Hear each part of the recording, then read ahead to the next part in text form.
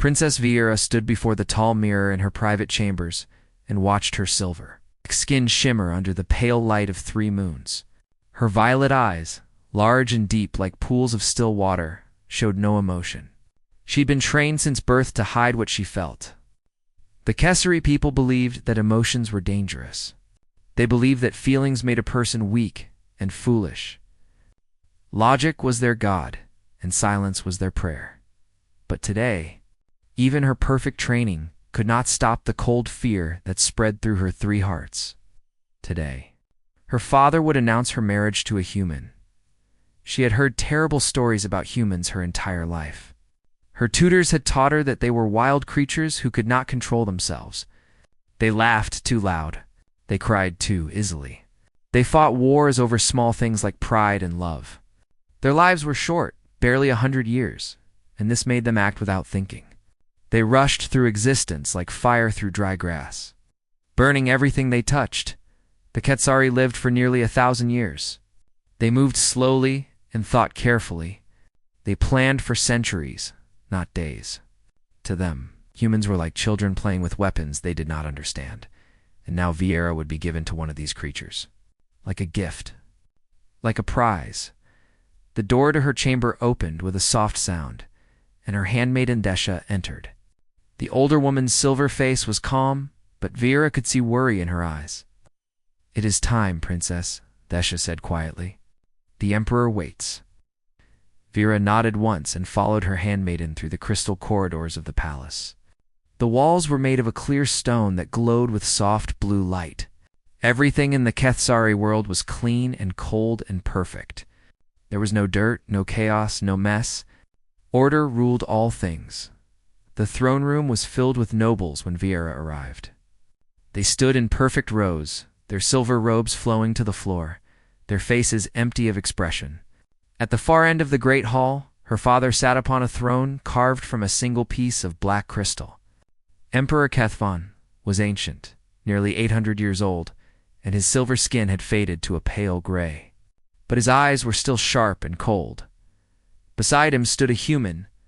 Viera felt her hearts beat faster as she walked toward them. She studied the human male with careful eyes, searching for signs of the violence and chaos she had been warned about. He was tall for his kind, with dark hair cut short and skin the color of warm bronze. He wore a simple black uniform with silver symbols on the chest. His hands were clasped behind his back, and his posture was straight but not stiff. She expected him to stare at her with hungry eyes. She expected him to smile with too many teeth, the way humans did in the videos she had studied.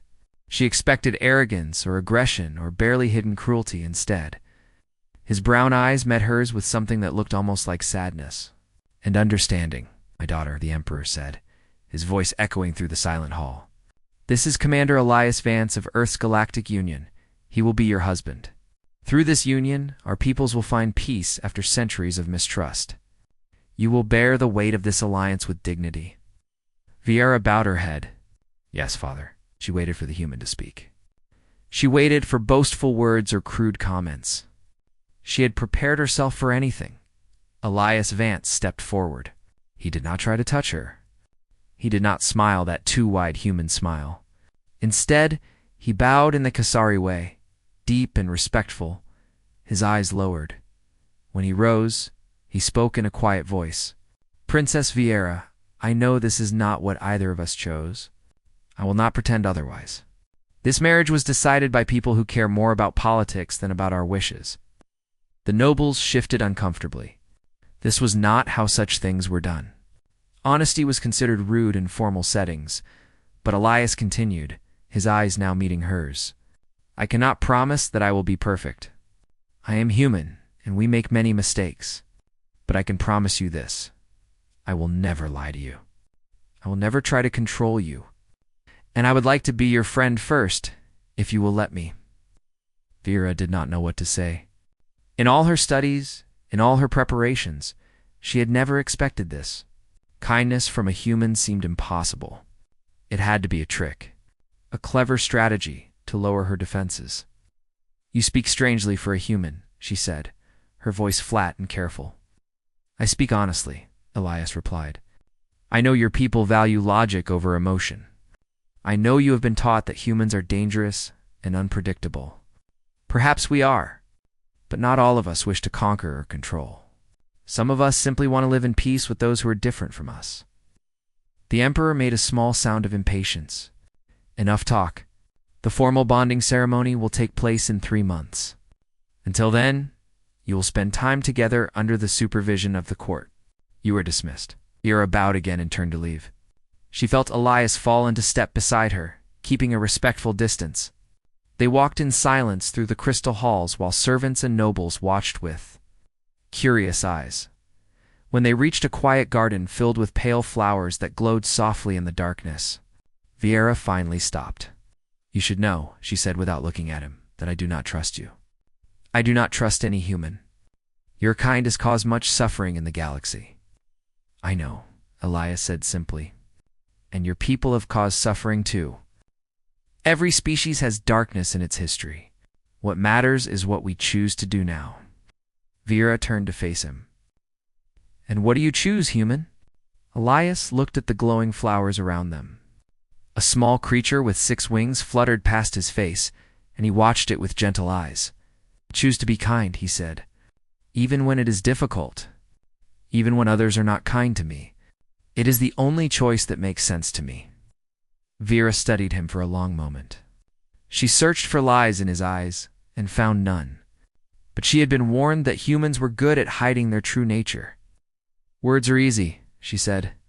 Anyone can speak of kindness. Elias nodded slowly. You are right.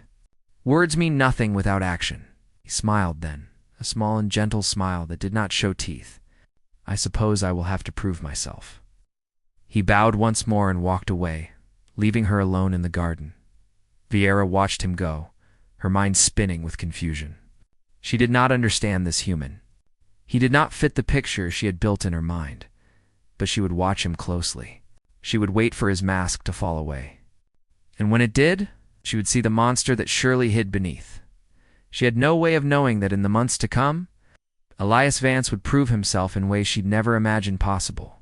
She had no way of knowing that his simple acts of kindness would shake the foundations of everything she believed. The humans had a saying, she would later learn, actions speak louder than words. She had no idea how deeply he would prove it true. The first month passed slowly for Vera. Each day brought new meetings and formal meetings. Dinners where she sat beside Elias, while nobles watched them with cold, judging eyes. Each night, she returned to her chambers and wrote detailed notes about the human, searching for any sign of the dangerous nature her tutors had warned her about. She found nothing. Elias was quiet in a way she did not expect. He did not fill silence with meaningless words as humans were known to do. He listened more than he spoke. When he did speak, his words were thoughtful and careful. He asked questions about Kasari culture and actually listened to the answers. He remembered small details from previous conversations and brought them up later. Showing that he truly paid attention, it confused her deeply. One evening, a great feast was held in honor of a visiting diplomat from a distant star system. The dining hall was filled with nobles and servants, all moving in perfect order like parts of a machine. Crystal plates floated on invisible beams of light. Carrying delicate foods from the kitchens to the tables, Vieira sat beside Elias at the high table, watching the crowd with practiced calm. Everything was proceeding exactly as planned. Then disaster struck. A young servant girl, no more than 30 years old by Kesare count, stumbled on the polished floor. The tray she carried crashed down, sending ceremonial dishes shattering across the ground. The sound echoed through the silent hall like thunder. Everyone froze. Vera knew what would happen next. Breaking ceremonial dishes was a serious offense. The girl would be punished with public humiliation. She would be stripped of her position and marked with shame that would follow her for centuries. It was the law. The court official in charge of servants stepped forward, his face twisted with anger. Foolish child. Do you know what you have done? These dishes have been in the Emperor's collection for 3,000 years. The girl fell to her knees, her silver skin pale with terror. Tears streamed down her face, and her hands shook as she tried to gather the broken pieces. Blood appeared on her fingers as the sharp edges cut her skin. "Please," she whispered. "Please, I am sorry. I did not mean to silence." The official shouted, "You will face judgment before the entire court. Your family will share in your shame." Vera watched without expression. This was how things were done. The girl had made a mistake, and mistakes had consequences. Logic demanded it. Then Elias moved, before anyone could stop him. The human rose from his seat at the high table and walked across the hall. Every eye followed him. Whispers spread through the crowd. What was he doing? Elias knelt beside the crying girl. His fine clothes touched the dirty floor, but he did not seem to care. Gently, he began helping her. "Pick up the broken pieces. Be careful," he said softly, his voice kind. "The edges are sharp. Let me help you." The official's face turned red with anger. "Commander Vance, what is the meaning of this? This servant has committed a crime against the Emperor's property." Elias looked up at the official, and something in his eyes made the man take a step back. It was not anger. It was something stronger. Something the Cathsari had no word for. "Accidents happen," Elias said calmly. The girl stumbled. She did not throw the dishes in anger or break them on purpose. She made a simple mistake, and she is clearly sorry for it. He turned to the trembling servant and offered her a gentle smile. "Are you hurt? Let me see your hands." The girl stared at him like he was a creature from another world. In a way, he was. I am fine," she whispered. Elias nodded and turned back to the official. "There is no need for punishment. The dishes can be repaired or replaced. But the fear and shame you would put this young woman through cannot be undone. Is that truly what logic demands? Cruelty for an accident?" The hall was completely silent. No one had ever spoken to a court official this way. No one had ever defended a servant. Vera watched from her seat, her 3 hearts beating strangely in her chest. She waited for her father to punish Elias for his outburst. She waited for the guards to drag him away, but the Emperor simply waved his hand. "Enough. The feast will continue. The servant is dismissed without punishment." The official looked like he wanted to argue, but he bowed and stepped back. The servant girl scrambled to her feet and fled the hall, but not before casting one last look at Elias, a look of wonder and gratitude. When Elias returned to his seat beside Vera, he did not speak of what had happened. He simply resumed eating as if nothing unusual had occurred. The next day, Vera found herself watching Elias more closely than before. She followed him at a distance as he walked through the palace gardens, telling herself she was simply gathering information about her future husband. She saw him stop beside a small fountain where the water glowed with soft purple light. On the edge of the fountain sat a tiny creature with 6 wings. It was a common pest, nothing special, something most Cathsari would ignore or kill, but this one was injured. One of its wings hung at an odd angle. It could not fly. Vera watched from behind a crystal pillar as Elias knelt beside the fountain. He spoke softly to the creature, words she could not hear. His hands moved slowly and gently, never making sudden movements that might frighten it. Then he did something that shocked her. He tore a strip of fabric from his own formal Khotan expensive garment, given to him by the Emperor himself, and used it to make a tiny bandage for the creature's wing. He worked carefully for nearly an hour, adjusting and readjusting until the wing was held in place. When he was done, he placed the creature in a small box filled with soft leaves and set it in a warm corner of the garden. Vera stepped out from her hiding place. "Why do you waste your time on something so small and meaningless?" Elias did not seem surprised to see her. He looked at the box where the creature rested, then back at Vera. "Because it was suffering," he said simply, "and I could help. It is just a pest. It serves no purpose. Does something need to serve a purpose to deserve kindness?" Elias asked. "Does a life need to be important for it to matter?" Vera had no answer. Her teachers had always taught her that resources should be spent wisely, that logic should guide all decisions. Spending an hour helping a worthless creature made no sense, but looking at the peaceful animal in its makeshift bed, She felt something stir inside her. Something that had been sleeping for a very long time. "Confuse me, human," she admitted. Elias smiled that gentle smile of his. "Good. Maybe confusion is the first step toward understanding." He walked away, leaving her alone with her thoughts. That night, Viara did not write notes about Elias in her journal.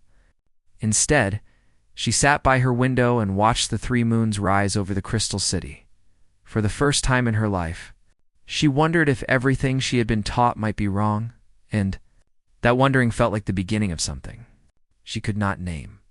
The news came. On a cold morning when the 3 moons still hung low in the sky, a plague had struck the border world of Thesson 4, one of the oldest Kasari colonies. Thousands were dying. The sickness spread faster than anything the healers had ever seen. Vera stood in the war council chamber with her father and his advisors. Holographic images floated in the air, showing hospitals overflowing with the sick and dying. The faces of her people, silver and usually calm, were twisted with pain and fear. "The logical response is clear," Emperor Kethphon said, his voice cold as always. "We must establish a complete quarantine. No ships in or out. The plague must be contained, even if it means sacrificing the population of Thesson 4. The advisors nodded. It was the correct decision. The needs of the many outweighed the needs of the few. Logic demanded sacrifice. But Vieira noticed that Elias, who had been invited to observe the council as part of his diplomatic training, had gone very still. His face was pale, and his hands gripped the edge of the table until his knuckles turned white. "With respect, Emperor," Elias said quietly, "there are 3 million people on that world. If we quarantine without sending aid, they will all die." "That is the nature of sacrifice," the Emperor replied. "The plague could spread to the entire empire. We cannot risk billions to save millions." "What if we send medical teams?" Elias pressed. "Small groups with proper protection. We could save many lives without risking." "The risk is too great," an advisor interrupted. "Any ship that lands on Thesson 4 may carry the plague to other worlds. The quarantine must be absolute." The decision was made. The council ended. Vieira walked back to her chambers, her mind troubled by something she could not name. She had seen the logic in her father's choice. It was the correct decision. And yet something about it felt wrong. That evening, Elias came to her private garden. She could see that he had not slept. Dark circles surrounded his eyes, and his face was tight with emotion. "I need to speak with you," he said. Vera nodded and led him to a quiet corner, where pale flowers glowed in the darkness. "I'm not going to ask you to change your father's mind," Elias began. His voice was rough, like he was holding back something powerful. "I know that is not possible, but I am asking for your permission to go to Thesson 4, alone." Avira stared at him. "You want to go to a dying world? A world with no cure? No hope? You would die there. Human." "Maybe," Elias agreed. "But I have medical training. I spent 5 years as a field doctor before I became a commander. I can help. I can ease suffering even if I cannot cure it." "That is not logical," Vera said. "You would throw away your life for strangers who are not even your species. What purpose would your death serve?" Elias looked at her with those deep brown eyes, and she saw something there that she had never seen before. It was pain, but not for himself. It was pain for people he had never met. Pain for suffering he had only seen in holographic images. "They are people," he said simply. "That is enough reason for me." Ira did not understand. She could not understand. And yet she found herself saying, "I will come with you." The words surprised her as much as they surprised him. "What?" Elias asked. "No, absolutely not. You are the princess. Your people need you." "My people are dying on Thesson 4, Vera heard herself say. "And I need to understand why you would give your life for them." Against all logic, against all reason, they left together the next day on a small medical ship. The journey to Thesson 4 took 3 days, and during that time, Vieira watched Elias prepare. He studied the plague, looking for any weakness. He organized medical supplies. He practiced Kethsari death prayers so he could comfort the dying. When they landed on the plague world, Viera was not prepared for what she found. The hospitals were worse than the holographic images had shown. Bodies lay in corridors because there was no room in the wards. The smell of death hung heavy in the air. Healers moved like ghosts, their silver faces empty with exhaustion and despair. Elias went to work immediately. He did not stop to rest or eat. He moved from patient to patient, doing whatever he could. When there was no medicine to give, he held hands. When there was no treatment to offer, he listened to final words and promised to carry messages to loved ones. Viera watched him work for 20 hours straight until he nearly collapsed from exhaustion. She forced him to rest for a few hours, then watched him rise and begin again. On the third day, a child died in Ilias's arms. A small Kethsari girl, no more than 10 years old, whose parents had already passed from the plague. Elias held her until her last breath, singing a human lullaby in a soft voice. When it was over, he carried her body to the morning hall and laid her beside her parents. Then he walked outside. Viera followed him. She found him sitting against a wall in a dark alley, his face in his hands. His shoulders shook with silent sobs. Tears flowed down his cheeks and dripped onto his stained medical clothes. Viera had never seen anyone cry like this. Among her people, tears were considered a sign of weakness, something to be hidden and controlled. But Elias wept openly, without shame, his whole body trembling with grief. She sat down beside him without knowing why. "How do you bear it?" she asked quietly. "How do you feel so much and not break into pieces?" Elias looked up at her with red-rimmed eyes. "I do break," he admitted. "Every time. But then I put myself back together and keep going, because giving up would not honor their lives." He wiped his face with the back of his hand. "That little girl deserved to be mourned. She deserved someone to cry for her, but you did not know her. I knew she was afraid. I knew she wanted her mother. I knew she was in pain." Ilias's voice cracked. That was enough. Viera sat in silence for a long moment. Then she asked the question that had been building inside her for weeks. "How can you bear to feel so much?" Elias looked at her, and in his eyes she saw something that terrified her, something that called to a part of herself she had buried long ago. "How can you bear not to?" he asked. The words hit her like a physical blow. She had no answer.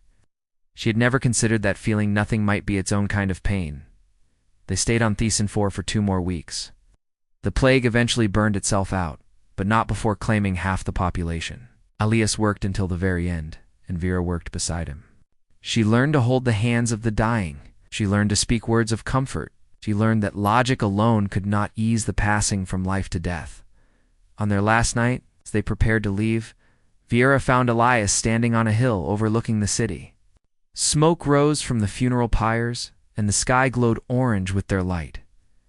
"I could not save them," he said quietly. "I tried so hard, and I could not save them." "You saved many," Viera said. "You gave comfort to more. It was not enough." "No," she agreed. "It was not. But it was more than anyone else offered." She stood beside him and watched the fires burn. And for the first time in her life, she felt something wet on her silver cheeks. Tears she was crying. Elias noticed and reached out to take her hand. He did not say anything. He simply held on as she wept for people she had never known, for a pain she had never allowed herself to feel. In that moment, watching the funeral fires light up the sky, Viera understood something that changed her forever. Humans were not weak because they felt deeply.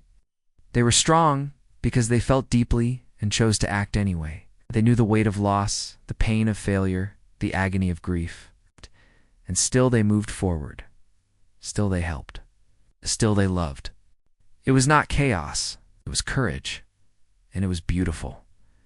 When Viera returned to the Crystal Palace, she was not the same person who had left. The nobles noticed it immediately. She walked differently. She spoke differently. There was something new. In her violet eyes, something warm and alive that had not been there before. Whispers spread through the court like wildfire. The princess had changed. The princess had been corrupted by the human. Vieira heard the whispers, but did not care. She had seen things on Theosan 4 that could not be unseen. She had felt things that could not be unfelt. The cold logic that had guided her entire life now seemed empty and cruel. She began to question everything. When a servant made a small mistake, Vieira did not punish her. Instead, she asked if the servant was feeling well, if she needed rest. The servant stared at her like she had grown a second head. When a young noble spoke rudely to a worker, Vieira interrupted and told him that all people deserved respect, regardless of their position. The noble was so shocked he could not speak. When she passed the gardens where Elias had once saved the small winged creature, she stopped to look at the flowers and smile. She had found the creature's makeshift nest a few days after returning. It was empty. The animal had healed and flown away. Such a small thing, such a meaningless act. And yet, it had made a difference. Elias continued to be himself. He helped where he could. He showed kindness to everyone he met. He never asked for thanks or recognition. When Vieira mentioned his actions on Theosan 4 to others, he seemed embarrassed. Anyone would have done the same, he said. No, Vieira replied. They would not. That is what makes your kind special. She watched him closely in the weeks that followed. She saw how he remembered the names of servants who were usually invisible to nobles. She saw how he asked guards about their families and actually listened to the answers. She saw how he shared his food with hungry animals in the gardens, even though such creatures were considered pests. Every day, she found new reasons to admire him. And every day, the cold wall around her heart cracked a little more. But not everyone was happy with the changes in the princess. One morning, a summons came from the emperor himself. Vieira walked to her father's private chambers with a calm she did not feel. She knew what was coming. She had known it would come eventually. Emperor Kethvon sat alone in a room of black crystal. The walls absorbed light, making the space feel cold and empty. He did not rise when his daughter entered, simply stared at her with ancient, tired eyes. Sit, he commanded. Vieira sat across from him and waited. You have been contaminated, the emperor said. His voice was flat, without emotion. The human has infected you with weakness. Father, do not interrupt. The emperor's eyes narrowed. I have received reports. You have been showing mercy to servants. You have been defending workers against nobles. You have been walking through the gardens and smiling at nothing. He spoke the last word like it was something disgusting. I have been learning, Vieira said carefully. I have been growing. You have been weakening. The emperor stood and walked to a window that looked out over the crystal city. This alliance was meant to bring human resources to our empire. Their ships, their soldiers, their technology. We never intended for their chaos to infect us. It is not chaos, Father. Vieira stood as well, her hands clasped before her.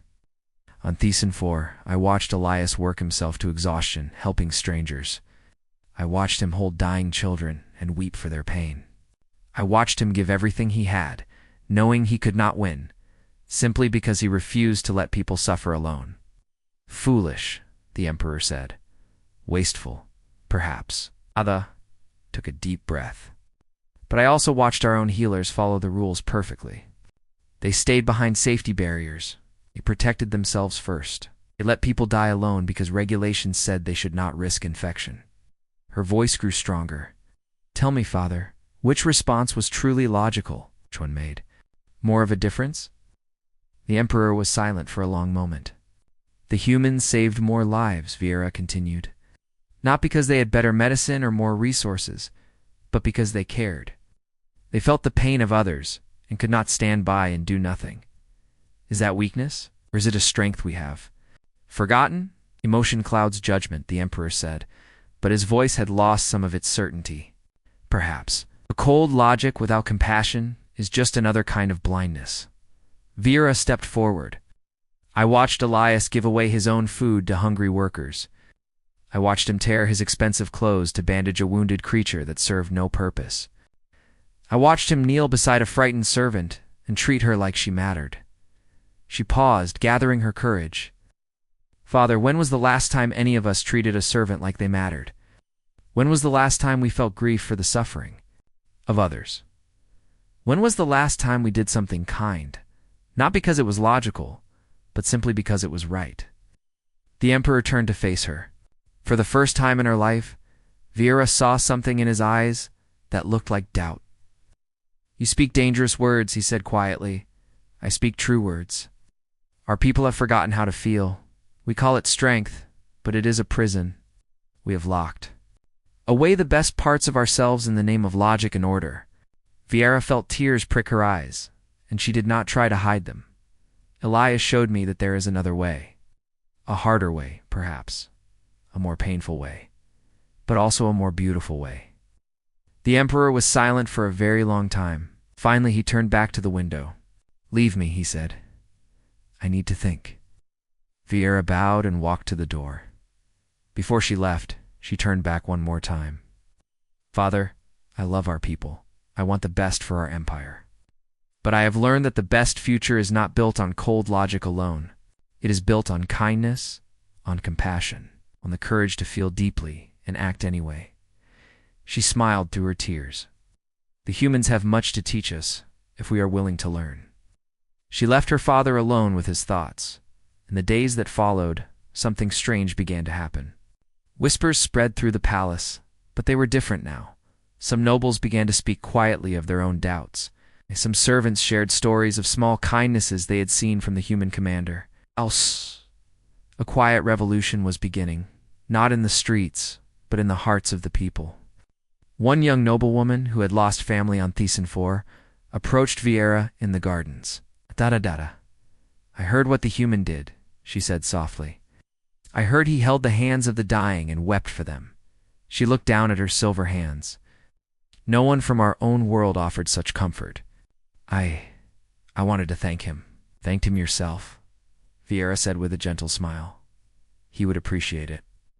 The young woman nodded and walked away. Viera knew that she had just witnessed another heart beginning to awaken. That evening, she found Elias sitting alone in the garden, looking up at the 3 moons.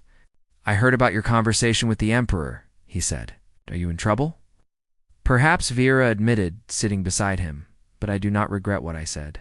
You defended humans. You defended emotion and feeling. That took courage." Viera smiled. "I had a good teacher." Elias shook his head. "I did not do anything special. I just tried to be kind. That is what makes it special." Viera reached out and took his hand, feeling his warm human skin against her cool silver fingers. "You do not even realize how extraordinary you are. You think kindness is normal? You think compassion is ordinary?" She squeezed his hand gently. "In a galaxy that has forgotten how to feel. That makes you the most extraordinary person I have ever known." Elias looked at her with those warm brown eyes, and for a moment, neither of them spoke. The 3 moons hung bright in the sky, and the pale flowers glowed softly around them. Viera made a decision in that moment, a decision that would either unite 2 species forever or tear both their worlds apart. She was going to marry this human. Not for politics, not for alliance, for love. The wedding day arrived under skies painted silver and gold by the light of 3 moons. The great hall of the Crystal Palace had been transformed into something that had never been seen before in Quetzari history. Pale flowers from the gardens decorated the walls alongside bright human roses. Crystal chandeliers hung beside warm human lanterns. 2 cultures, once enemies, now stood side by side. Nobles from across the Quetzari Empire filled the hall. Diplomats from Earth and the Galactic Union sat among them, their colorful clothing standing out against the silver robes. Outside, millions watched through holographic screens, waiting to see the union that would change the galaxy forever. Viora stood in a small chamber behind the main hall, looking at herself in a mirror. Her silver skin glowed beneath a dress that combined both cultures. The fabric was traditional Quetzari crystal weave, but it was dyed the soft blue of Earth's oceans. Around her neck hung a simple pendant, a gift from Elias. It was a small stone from his home planet. Smooth and warm against her cool skin, the Shah, her old handmaiden, stood beside her, with tears in her eyes. "You look beautiful, princess," she said. "I never thought I would see this day." "Which part?" Viera asked with a gentle smile. "The wedding or the tears in your eyes?" Daisha laughed, a sound that had been forbidden for so long. Both, I suppose. The palace has changed so much these past months. We are all learning to feel again. She wiped her eyes. It is strange and wonderful and terrifying all at once. Viera took the older woman's hands in her own. Change is always frightening. But sometimes the most frightening changes are the ones we need most. A soft knock came at the door. It was time. Viera walked through the crystal corridors toward the great hall. With each step, she felt the weight of what she was about to do. 10,000 years of tradition demanded that she speak ancient vows of obligation and alliance. Cold words about duty and strategy. Words that had nothing to do with love. But Viera was done with cold words. The doors opened, and she stepped into the great hall. 1,000 faces turned toward her. She saw nobles and servants, diplomats and soldiers, humans and Kethsari, all watching. All waiting at the end of the long aisle stood Elias. He wore a simple black uniform, the same one he had worn on the day they met. His brown eyes shone with emotion as he watched her approach. Beside him stood the Emperor, ancient and silent, his face unreadable. Viera walked the length of the hall with steady steps. She did not look at the crowd. She looked only at Elias, the human who had taught her what it meant to truly live. When she reached the altar, the Emperor raised his hand for silence. The hall fell quiet. We gather today to witness the union of Princess Viera of the Kethsari Empire and Commander Elias Vance of Earth. The Emperor announced. His voice echoed through the silent hall. This marriage seals the alliance between our peoples. It binds two worlds together in partnership and peace. He turned to Viera. Daughter, you may speak the traditional vows. This was the moment. The moment when tradition demanded cold words of duty. The moment when logic required her to speak of alliance and obligation. Viera took a deep breath, and she broke 10,000 years of protocol. She turned to face the crowd and spoke not in the ancient Kethsari tongue, but in the human language that Elias had taught her. Her voice rang clear and strong through the silent hall. I was taught that humans were lesser beings. My tutors said they were slaves to emotion, weakened by their feelings, made foolish by their short lives. I believed these teachings without question. I feared this day. I feared this man. The crowd shifted uncomfortably. No one had ever heard a princess speak this way. I was wrong. Viera turned to look at Elias, and her voice softened. I have learned that true strength is not the absence of feeling. True strength is the courage to feel deeply and act anyway, to weep for strangers, to kneel beside the fallen, to love fiercely, even knowing that loss will come. She took Elias's hands in her own. This man taught me these things, not through speeches or arguments, but through simple acts of kindness that I could not ignore. She looked back at the crowd. He helped a servant pick up broken dishes when others would have punished her. He bandaged the wing of a tiny creature that everyone else ignored. He held the hands of dying strangers on a plague world and wept for their pain. Her voice cracked with emotion. He did these things not for reward or recognition, but simply because he could not watch suffering and do nothing. Viera felt tears streaming down her silver cheeks, and she did not try to hide them. I was told that such compassion was weakness, but I have seen more strength in his tears than in all the cold logic of our empire. I have learned more about courage from his kindness than from any warrior's blade. She squeezed Elias's hands and looked into his eyes. You did not conquer me with power. You did not impress me with logic or strategy. You simply showed me kindness again and again, until I remembered something my people forgot long ago. She smiled through her tears. You reminded us how to feel. The hall was utterly silent. Then, from somewhere in the crowd, a sound began. A single person was crying. Then another. And another, a young Kethsari noblewoman, stood up. Viera recognized her as the one who had lost family on Thesan IV. The woman bowed deeply toward Elias and the greatest. Gesture of respect their culture knew.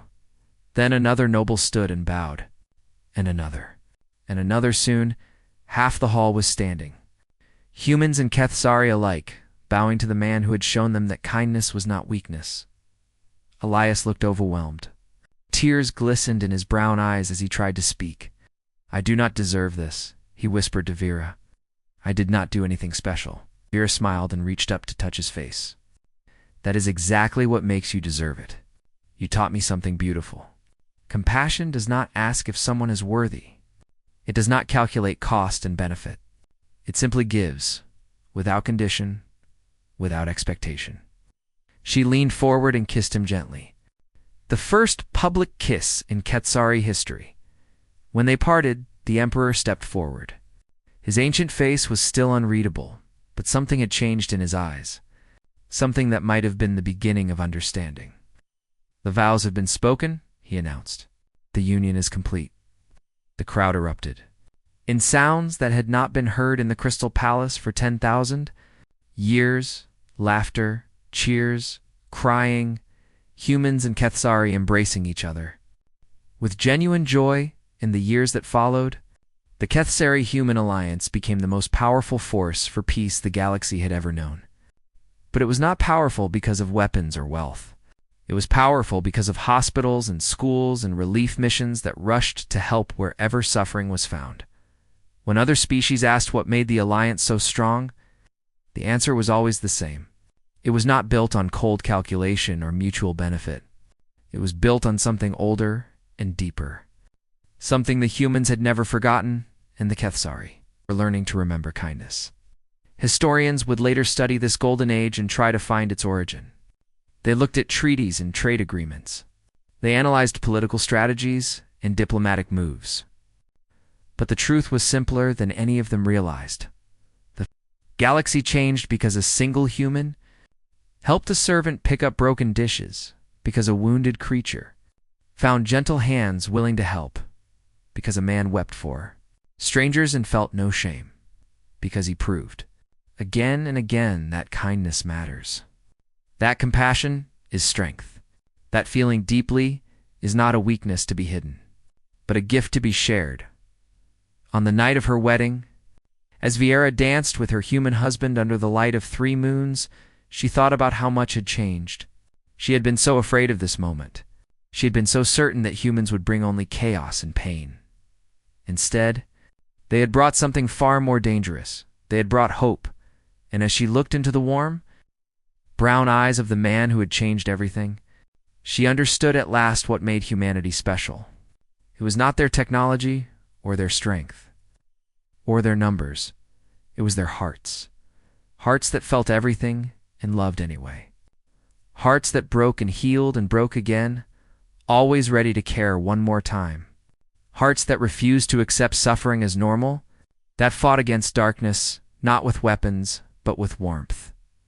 The galaxy had believed that humanity's emotions made them weak. They never imagined those same emotions could teach the stars how to feel again.